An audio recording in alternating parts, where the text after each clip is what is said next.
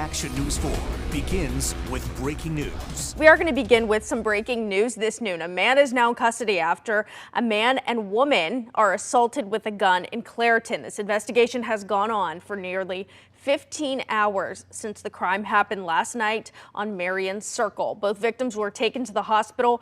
Police said the suspect, 39-year-old Lyric Williams, was arrested near a bus stop after the assaults, and now he is waiting arraignment at Allegheny County Jail.